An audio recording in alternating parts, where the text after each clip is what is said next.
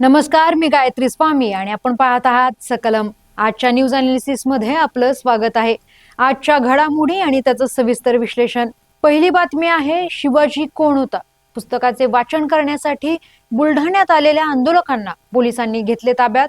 आंदोलक आणि पोलिसांच्या मध्ये झटापट आणि शाब्दिक वादावादी. शिवाजी कोण होता पुस्तकाचे वाचन करण्यासाठी बुलढाण्यात आलेल्या आंदोलकांना पोलिसांनी बळाचा वापर करून ताब्यात घेतले. त्यामुळे आंदोलन मोडीत काढल्याचा आरोप आंदोलकांनी केला. यावेळी पोलीस आणि आंदोलकांमध्ये जोरदार झटापट आणि शाब्दिक वादावादीचा प्रसंग देखील घडला. त्यामुळे वातावरण तणावपूर्ण बनले होते. आमदार संजय गायकवाड यांच्या घरासमोर शिवाजी कोण होता या पुस्तकाचे वाचन करण्यात येणार होते. त्यासाठी पुरोगामी चळवळीतील शेकडो कार्यकर्ते बुलढाण्यात आले होते. यामध्ये कोल्हापुरातून आलेल्या आंदोलकांची संख्या लक्षणीय होती. परंतु बुलढाण्यात सकाळी पोहोचल्यावर त्या पुस्तकाचे प्रकाशक प्रशांत आंबी यांना पोलिसांनी ताब्यात घेतले.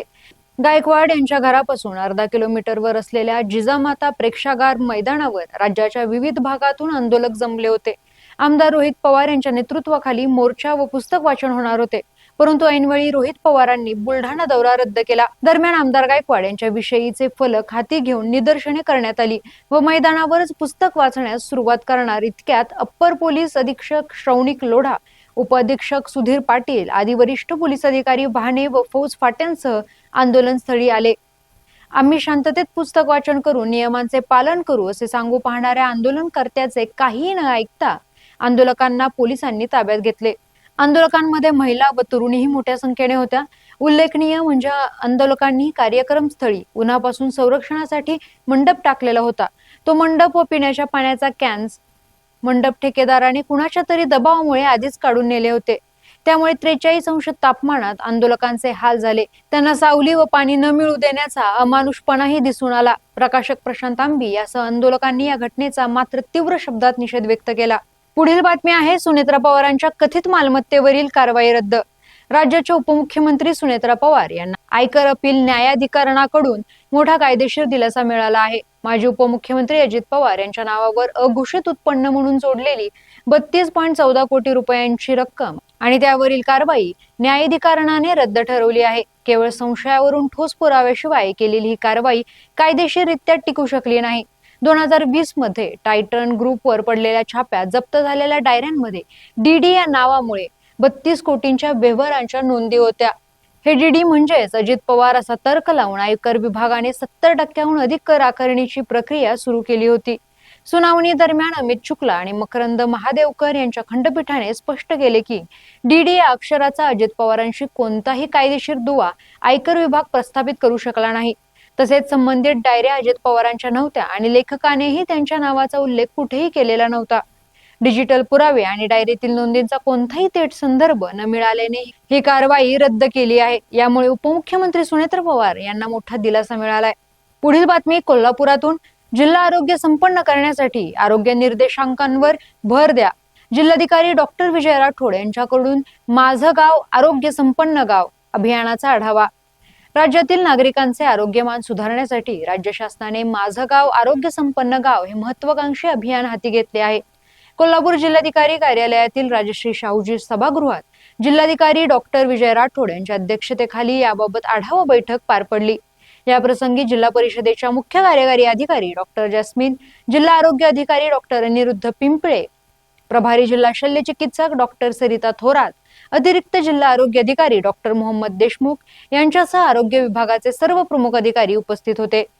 या बैठकीत जिल्हाधिकाऱ्यांनी आरोग्य विभागाला अभियानातील विविध निर्देशकांची काटेकोर अंमलबजावणी करून प्रत्येक गाव आरोग्यदृष्ट्या स्वयंपूर्ण करण्याच्या सूचना दिल्यात.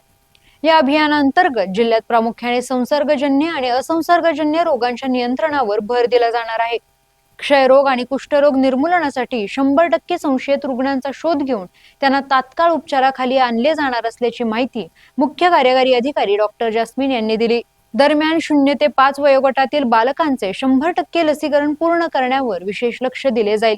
या व्यतिरिक्त किशोरवयीन मुला-मुलींच्या समस्या, ज्येष्ठांची काळजी आणि मानसिक आरोग्यासाठी तज्ञांमार्फत समुपदेशन अशा विविध स्तरांवर काम करून जिल्ह्याचा आरोग्य निर्देशांक उंचावण्याचा निर्धार या बैठकीत व्यक्त करण्यात आला. पुढील बातमी, कोल्हापुरातून प्रशासकीय कामकाजात संवेदनशीलता आणि प्रामाणिकपणा जपण्याचे जिल्हाधिकारी डॉक्टर विजय राठोड यांचे आवाहन. कोल्हापूर जिल्हाधिकारी कार्यालयात सेवा हक्क दिन उत्साहात साजरा.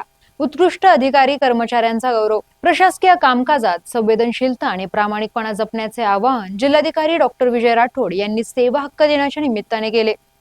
नागरिकांच्या हितासाठी आणि कल्याणासाठी सेवाभावी वृत्तीने काम करणे हे प्रत्येक शासकीय घटकाचे आद्य कर्तव्य असल्याचे त्यांनी यावेळी नमूद करीत जास्तीत जास्त सेवा कमीत कमी कागदपत्रात आणि अधिक पारदर्शकपणे लोकांना द्या असे आवाहनही केले.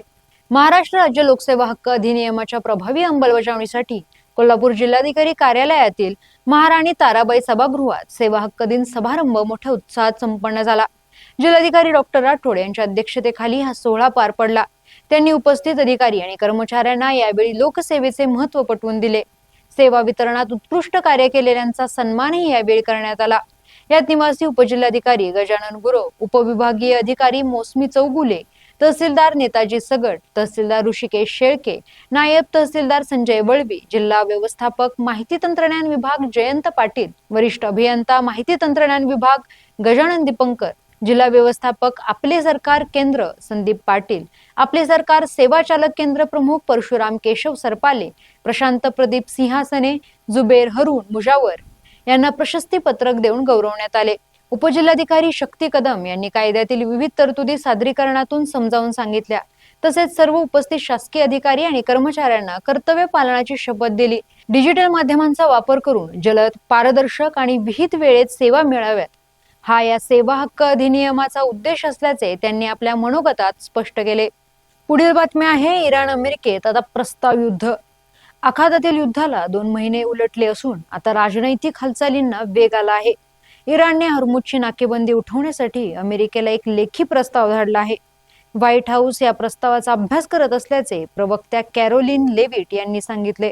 मात्र इराणने अण्वस्त्र कार्यक्रमाचा मुद्दा सध्या बाजूला ठेवण्याची अट घातल्याने राष्ट्राध्यक्ष डोनाल्ड ट्रम्प नाराज असल्याचे समजते. अमेरिकेचे परराष्ट्र मंत्री मार्को रुबियो यांनी स्पष्ट केले की अण्वस्त्र मुक्तीशिवाय कोणताही करार स्वीकारला जाणार नाही. इराणचे परराष्ट्र मंत्री अब्बास अरागची यांनी सेंट पीटर्सबर्ग मध्ये पुतीन यांची भेट घेतली. रशियाने इराणच्या सार्वभौमत्वाचे समर्थन करत मुत्सद्देगिरीला साथ दिली आहे. अरागची गेल्या 48 तासात तिसऱ्यांदा पाकिस्तानात दाखल झाले असून इस्लामाबादमध्ये मध्यस्थ म्हणून महत्वाची भूमिका बजावत आहेत. दरम्यान अमेरिकन युद्धनौका युएसए राफेल पेराल्टा याने इराणच्या बंदराकडे जाणारे एमटी स्ट्रीम हे कच्चे तेल वाहून नेणारे जहाज रोखून जप्त केले आहे. भारतात विमान कंपन्यांनी इंधनाच्या वाढत्या दरांमुळे ऑपरेशन्स बंद करण्याची भीती व्यक्त केली असून हॉर्मुझ लवकर न उघडल्यास जागतिक महागाईचा भडका उडू शकतो. पुढील बातमी आपल्या कोल्हापुरातून. गोकुळ सुनावणी आता उद्या बुधवारी. कोल्हापूर जिल्हा दूध उत्पादक संघ अर्थात गोकुळ संदर्भात दूध संस्थांनी दाखल केलेली याचिका आणि संचालक मंडळ बरखास्त करण्याची मागणी करणारी प्रकाश बेलवाडे यांची याचिका यावरील सुनावणी आज मंगळवारी मुंबई उच्च न्यायालयाच्या कोल्हापूर सर्किट बेंच येथे होणार होती. मात्र आज देखील ही सुनावणी झाली नाही. आता उद्या बुधवारी दुपारी ही सुनावणी होणार आहे. गोकुळ दूध संघाशी संलग्न त्या 1200 दूध संस्थांची सहाय्यक दुग्ध निबंधकांकडून सुरू असलेली सुनावणी प्रक्रिया लवकर पूर्ण करून गोकुळ दूध संघाची निवडणूक घेण्यात यावी अशी याचिका दूध संस्थांकडून मुंबई उच्च न्यायालयाच्या कोल्हापूर सर्किट बेंच येथे दाखल करण्यात आली आहे. तर गोकुळ दूध संघाचे संचालक मंडळ बरखास्त करण्याची मागणीची याचिका प्रकाश बेलवाडे यांनी सर्किट बेंच येथे दाखल केली आहे.